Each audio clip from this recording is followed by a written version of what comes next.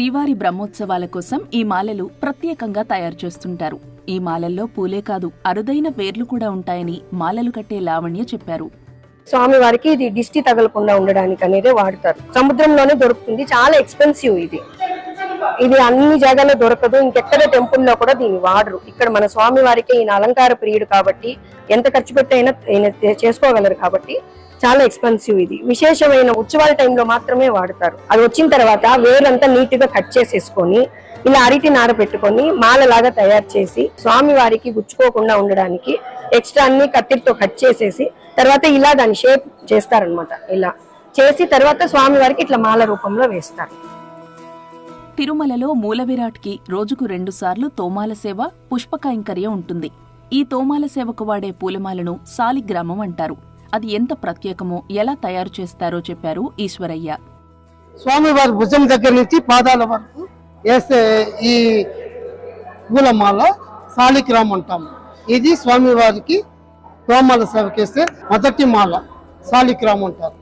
ఇది పన్నీరాకు, చామంతి, రుక్షి, లిలీస్ వీటిని పెట్టి స్వామివారి పుష్పకార్యానికి సాలిగ్రామ మాలని అల్లుతాం సార్. ఇది 10 అడుగులు. స్వామివారి మాలలకు ఉపయోగించే పువ్వులను దాతలిస్తారని, బెంగళూరు, చెన్నై, మధురై, సేలం లాంటి ప్రాంతాల నుంచి అవి తిరుమలకు వస్తాయని ఈశ్వరయ్య చెప్పారు. శిఖామణి అనే మరో ప్రత్యేక మాల గురించి కూడా ఆయన వివరించారు. ఈ శిఖామణి మాల వచ్చి స్వామివారి కిరీటం దగ్గర నుంచి భుజం వరకు ఈ శిఖామణి మాలని వేస్తారు. ఇది 5.5 అడుగు సార్ ఈ మాల. ఈ మాలకు రుక్షి, చామంతి, పన్నీరాకు, లిలీస్ ఇవి పెట్టి శిఖామణి మాలను తయారు చేస్తాము. ఇది స్వామివారికి రోజుకి 2 సార్లు తోమాల సేవ, పుష్ప కైంకర్యం జరుగుతుంది. ఆ పుష్ప కైంకర్యానికి ఇవి స్వామివారికి వేస్తారు. సాలిగ్రామం, శిఖామణి పూలమాలలు వేసిన తరువాత వెంకటేశ్వరుడి విగ్రహానికి తగినట్లు మరో 5 మాలలు కూడా అలంకరిస్తారు. లక్ష్మీహారం, కంఠసర, శ్రీదేవి, భూదేవి, శంకు, చక్రం ఈ మాలలు ఇలా 5 మాలలు ఉంటాయి సార్. ప్రతిరోజు స్వామివారికి కళ్యాణోత్సవం జరుగుతుంది. అయ్యగారికి కళ్యాణోత్సవం మాల, అమ్మగారికి ఇలాంటి తాయారు బిట్లు 2 ఉంటాయి.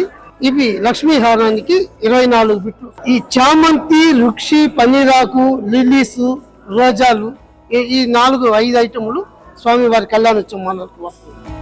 బ్రహ్మోత్సవాల సమయంలో సాయంత్రం పూట స్వామివారు ఊరేగే ఒక్కో వాహనానికి భారీగా ఉండే ప్రత్యేక మాలలు సిద్ధం చేస్తామని టీటీడీ చెబుతోంది. ఈ ఫస్ట్ మొల్లలు లూస్ ఫ్లవర్స్ వస్తాయి, దాన్ని ఉట్టు రూపంగా కట్టుకుంటాము. కట్టుకున్న తర్వాత దాన్ని పెద్ద మాలగా 2 వ్యక్తులు వేస్తారు. ఉట్లు మాల అని అంటారు దీన్ని. దీంట్లో 3 రకాల పూలు, ఒకటి వచ్చి మొల్లలు, కనకాంబరము, ఇప్పుడు పన్నీరాకు కూడా యూజ్ చేస్తున్నారు. పన్నీరాకు కూడా లూజ్ గా వస్తుంది. ఆ ఆకుని జత చేసి నార ఉంటుంది, ఆ నారతో కట్టుకుంటారు. మొత్తం అరటి నారతోనే కడతారు. మొత్తం మాలంతా కూడా అరటి నారతోనే ఉంటుంది. కానీ లూజ్ పూలు ఉట్టు రూపంలో వస్తుంది. ఆ ఉట్టునే మళ్ళీ ఉట్లు మాలగా వేస్తారు దీన్ని. తిరుమలలో ఏడాదికి 10,000 మాలలు తయారు చేయిస్తుంది టీటీడీ. మూల విరాట్తో పాటు ఉప ఆలయాలకు రోజుకు 200 పూలమాలలు ఉపయోగిస్తారు. సంవత్సరానికి సుమారు 7,300 నంబర్ల మాలలు ఏర్పాటు చేస్తాము. వీటితో పాటు స్వామివారికి ప్రతి నెల మేజర్ ఉత్సవం ఒకటి ఉంటుంది. అట్లా 12 నెలలు కూడా ఉత్సవాలు ఉంటాయి. ఈ ఉత్సవాల సందర్భంగా అదనంగా సుమారు 700 నుంచి 800 నంబర్ల మాలలు ఏర్పాటు చేస్తారు. అంటే సుమారు ఒక 10,000 నంబర్ల మాలలు గత సంవత్సరం కూడా మనం ఏర్పాటు చేస్తున్నాం. వీటితో పాటు బ్రహ్మోత్సవాల సమయంలో వివిధ వాహనాలకు ఉదయం, సాయంత్రం ప్రత్యేక మాలలు అలంకరిస్తారు. ఈ వాహనాలకు కూడా సుమారు 50 వివిధ రకాల ఆకృతులతో అలాగే సైజులతో మాలలు ఏర్పాటు చేస్తాము. అంటే బ్రహ్మోత్సవం సందర్భంగా అదనంగా సుమారు 100 నంబర్ల మాలలు ఏర్పాటు చేస్తుంటారు. మనకు ప్రతినిత్యము స్వామివారికి 6 రకాల పుష్పాలు అలాగే 3 రకాల పత్రాలు వినియోగిస్తాము. ఈ అరుదైన ఉత్సవాలు సందర్భంగా సుమారు 12 రకాల సాంప్రదాయ పుష్పాలు అలాగే 6 రకాల సాంప్రదాయ పత్రాలు వినియోగిస్తాము. శ్రీవారి బ్రహ్మోత్సవాల్లో కొన్ని రకాల ప్రత్యేక పూలను వాడతామని టీటీడీ అధికారులు చెప్పారు. మనకి మామూలుగా బ్రహ్మోత్సవాల సందర్భంగా అలాగే రథసప్తమి, వైకుంఠ ఏకాదశి అరుదైన సందర్భాల్లో మనకి మగిలం పువ్వు అంటాము, పగడ పువ్వు అంటాము. అది 1 కేజీ సుమారు 2,000 రూపాయలు ఉంటుంది. అలాంటి పూలు కూడా మనం తీసుకొచ్చి స్వామివారి కైంకర్యం బాగా వినియోగిస్తాము. వీటితో పాటు కురువేరు అంటాము. కురువేరు కూడా మనకి సముద్రం పండిస్తారు. దాన్ని తీసుకొచ్చి స్వామికి దిష్టి తగలు కూడా వినియోగిస్తాము. వీటితో పాటు వట్టివేరు, అలాగే అన్ సీజన్లో కూడా ఈ మల్లెపూలు మొలలు తీసుకొచ్చి కూడా స్వామివారి యొక్క కైంకర్య భాగం వినియోగిస్తుంటారు. తిరుమలలో రోజుకు 300 కిలోల పువ్వులు, ఆకులు వినియోగిస్తారు. మొత్తంగా ఏడాదికి 250 టన్నుల పువ్వులు, 20 లక్షల కట్ ఫ్లవర్స్ తెప్పిస్తామని టీటీడీ చెబుతోంది. మనకి ప్రతినిత్యం ప్రతిరోజు సుమారు 300 కేజీల వివిధ రకాల పుష్పాల పత్రాలు వినియోగిస్తామంటూ. అంటే నెలకి సుమారు మనకు 15,000 నుంచి 18,000 కేజీలు వినియోగిస్తాము. అట్నే సంవత్సరానికి సుమారు 1,20,000 కేజీలు, 1,10,000 నుంచి 1,20,000 కేజీలు నిత్య దిట్టాన్ని వినియోగిస్తాము.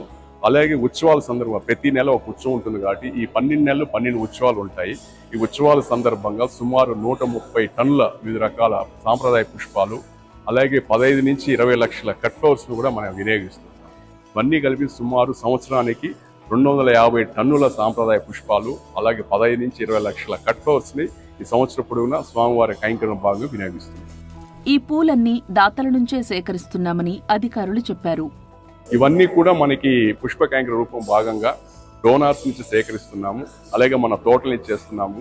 టీటీడీ నుంచి పైసా ఖర్చు లేకుండా పూర్తిగా దాతల సహకారంతో, అలాగే మన యొక్క ఇవి కూడా తోటలు పండించే దాతల సహకారంతో ఏర్పాటు చేస్తాం.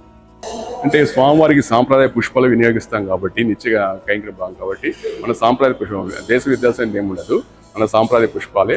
అలాగే ఈ అరుదైన పుష్పాలు మాత్రం మన తమిళనాడు రాష్ట్రం కానీ అలా కేరళ ఉండేటి అరుదైన పుష్పాల అకేషన్లో తీసుకొచ్చి ఇక్కడ వినియోగిస్తాం. ఆ అకేషన్స్ మాత్రం మిగతా అంతా సాంప్రదాయ పుష్పాలు మన చుట్టుపక్కల ప్రాంతాల నుంచి ప్రొక్యూర్ చేసుకుని చేస్తున్నాం. పూలను మాలలుగా మార్చడంలో ఎంతో మంది ఉపాధి పొందుతున్నారు. ఒక్కోసారి మాలలు కట్టడానికి బయట నుంచి నైపుణ్యం ఉన్నవారిని కూడా పిలిపిస్తారు. డైలీ 40 మెంబర్స్ ఉంటారు. ఈ పూలు దీంట్లోనే ఉంటారు. అదనంగా 30 మెంబర్స్ వస్తారు. మా స్టాఫే. వీటితో పాటు బయట ప్రాంతాల నుంచి ఒక 30 మంది వస్తారు. 100 మంది ఉత్సవాల టైంలో 100 మంది ఉంటారు. పూలు కట్టే దాంట్లో ఉంటారు.